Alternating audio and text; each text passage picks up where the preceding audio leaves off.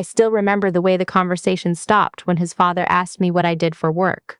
Not a dramatic pause, just a beat. The kind where someone is already forming their follow-up before you've finished answering. His mother had gotten up to refill the water glasses, and the candles on the table were burning low, and I had just taken a bite of roasted chicken that I hadn't fully chewed yet. So there was a second where I was doing two things at once, chewing quietly and deciding how much to say. "I'm in finance," I said. His father nodded the way people nod when they're not really listening. "Oh, like a bank teller?" My boyfriend, Nathan, glanced at me from across the table. He'd warned me. Not in a mean way, not a my dad is terrible kind of warning. More like he has strong opinions and he likes to share them, just so you know. I'd told him that was fine, I'd meant it. Strong opinions don't scare me. I work in a building full of people with strong opinions. Something like that, I said, and reached for my wine. That was the moment, I think. The moment I chose not to correct him. Nathan and I had been together for 2.5 years before I met his parents. That's not as strange as it sounds. His father had been dealing with some health issues the year before, and then there was a stretch where Nathan's work took him to Seattle for 6 months, and I was buried in a merger that ate my entire spring. The timing never lined up, and then suddenly it did. His parents live about 40 minutes south of us, in the suburb where Nathan grew up. Nice neighborhood. Older homes, mature trees, the kind of street where people still wave from their driveways. His mother, Susan, had made dinner from scratch, pot roast, roasted vegetables, homemade roll. She was warm and funny and immediately tried to get me to take home leftovers before we'd even sat down. His father, Cliff, was different. Not unkind. I want to be clear about that. He wasn't the kind of person who was openly rude or dismissive. He was just certain about things. You could feel it the moment he shook your hand. He'd spent 30 years as a financial advisor at a regional investment firm, had retired 2 years ago with what Nathan described as a decent book of clients and a very strong sense of self-worth, and he had a way of talking that made everything sound like a lesson. He asked about my work again halfway through dinner. "So finance," he said, cutting into his pot roast. "Which firm?" "Alderton Capital," I said. He chewed thoughtfully. "Private equity?" "Asset management, mostly. Some private equity on the institutional side." Another nod. "I know some people over there. Good mid-sized shop. Solid, if a little conservative in their approach." He said it the way you'd describe someone else's slightly too small kitchen. Functional. Not what I would have done. Nathan was looking at his plate. "Their fixed income team has been doing well," I offered. "Oh, they've always been strong there. It's their equity strategy that's been inconsistent." He set his knife down and leaned back slightly. "When I was managing portfolios, we ran into Alderton a few times on the institutional side. Nice people. A little slow to adapt to changing markets, though. That was their reputation." "You know Marcus Eldridge?" "He ran their institutional division for years." I did know Marcus Eldridge. He was my predecessor. He left 18 months ago when I took over as Chief Investment Officer. "I've heard the name," I said. What happened next was a gradual thing. Not a sudden lecture, more like a tide coming in. Cliff started talking about portfolio theory, about risk management, about the mistakes he'd seen younger advisors make. He talked about diversification in a way that suggested he was explaining it for the first time to someone who had never heard the word. He talked about the current market climate and how institutions like Alderton needed to be more agile, more forward-thinking. He referenced Warren Buffett twice in 4 minutes. Susan kept refilling bread baskets and changing the subject, bless her, and Nathan had gone very quiet in a way that I recognized meant he was slightly mortified and trying to figure out whether to intervene. I didn't need him to. I'm 34 years old.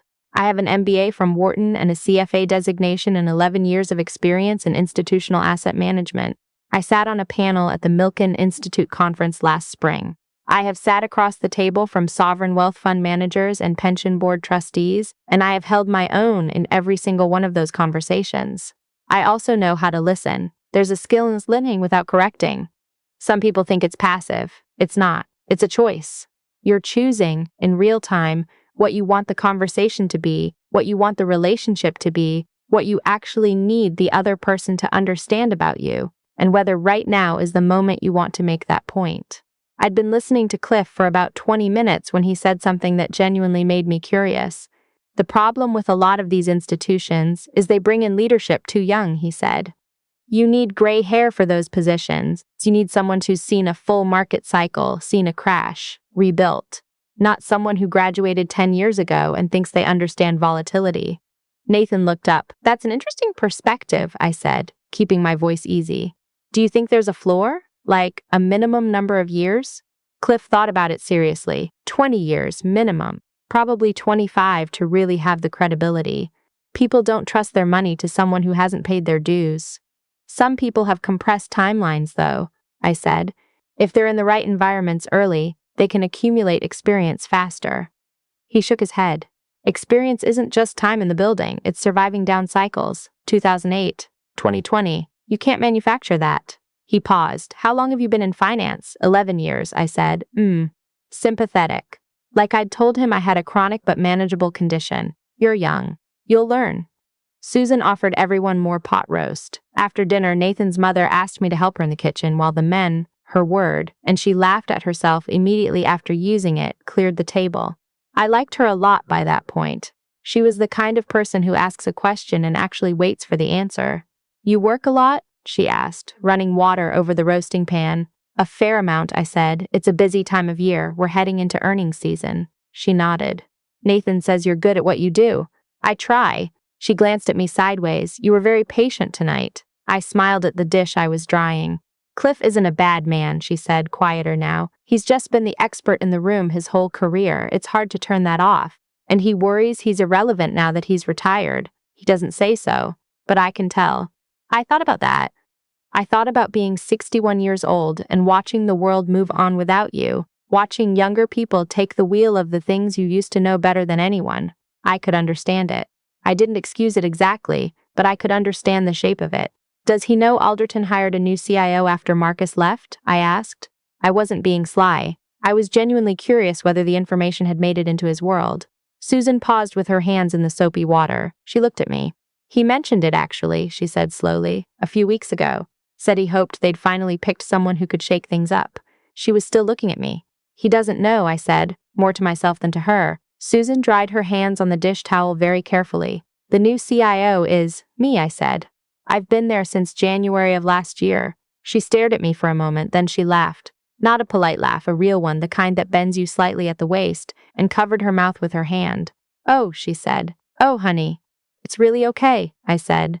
He wasn't trying to be unkind. He lectured you about your own industry at your own firm. She shook her head. Cliff is going to be so embarrassed. Does he have to know? She gave me a look. Oh, he's going to know. We went back to the living room. Cliff had made coffee and was settled into his armchair, and Nathan was on the couch with his arms crossed in the loose way he does when he's trying to look casual, but is actually very tense. Susan sat down next to her husband. There was a beat of silence, the normal kind, the kind where a dinner is winding down and everyone is slightly full and comfortable. Then she said, Cliff, do you know who the new chief investment officer at Alderton is? Nathan went still. Cliff considered. They haven't announced publicly yet, have they? I tried to look it up a while, I thought, which I wasn't sure was the right move. It's Viveka, Susan said. He looked at her, then at me. I kept my face neutral, not smug. I want to be clear about that, just quiet. Cliff was a man of 61 years with 3 decades of professional experience and a very well-developed ego, and I watched him work through it in real time, the connection forming, the math, the way the dinner conversation must have looked from the outside. He set his coffee cup down. You're the new CIO, he said. Since January of last year, I said. 14 months now. There was a very long pause. I spent the better part of dinner explaining portfolio theory to you, he said. You did. Another pause. Nathan made a sound that might have been a laugh he was trying to suppress. Cliff rubbed the back of his neck. He looked at me, and I could see him deciding something. That's the thing about people who have spent their lives being certain. When the certainty cracks, you can see exactly what's underneath. And underneath Cliff's certainty, there was actually a decent person, the kind of person who, when he realized he'd made an error, didn't try to argue his way out of it. I owe you an apology, he said, straightforward. No throat-clearing preamble, no well, I didn't mean it that way, just the words. You don't, I said. You were talking about things you know well. I didn't correct you because I was enjoying getting to know you. I would have corrected me, he said, a little rueful. I know. That's a different style. He looked at me for a moment longer. What made you take the Alderton role? Marcus was there for 15 years? 16. And I took it because the board wanted someone who'd actually grown up in the volatility environment of the last decade. Post-2008 markets have a different texture than what came before them. My generation learned to invest in the middle of a crisis. That's not nothing. Something shifted in his expression, more like recalibration. That's a fair point, he said, and he meant it. I could tell he meant it. On the drive home, Nathan was quiet for a while. The highway was mostly empty, headlights cutting through a light mist, and we'd been in the car for maybe 10 minutes before he said anything. I'm sorry about dinner. Don't be. He lectured you about your own firm. He didn't know. He should have asked before assuming. I thought about that. He probably should have, but he'll ask next time. I glanced at Nathan. He was watching the road.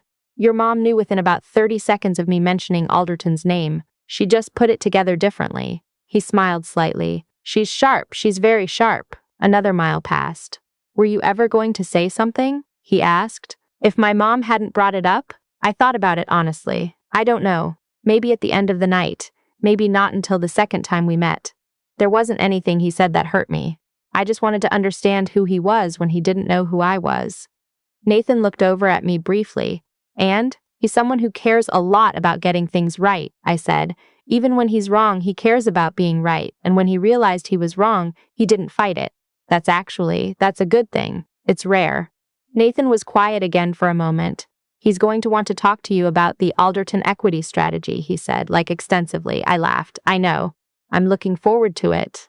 I want to be careful about how I tell this story, because it's easy for it to sound like something it isn't. It isn't a story about me winning something or proving someone wrong. Cliff wasn't a villain. He was a man who'd spent his life being the person people came to for answers, and he's in a phase now where no one is coming to him for answers anymore, and that is a genuinely hard thing to navigate. The satisfaction I felt wasn't the sharp hot kind. It wasn't the kind that needs an audience. It was quieter than that. The satisfaction of being underestimated and choosing what to do with it. Of sitting at someone else's table, eating someone else's pot roast, and knowing something about yourself that the room doesn't know yet and being comfortable in that. Not performing it, just holding it. Susan texted me the next morning. He hasn't stopped talking about you. In the best way. I think you made a friend. I read it twice, standing in my kitchen with my coffee, before the workday started and the emails came in and the market opened and everything sped back up. I made a friend. That turned out to be the part that mattered.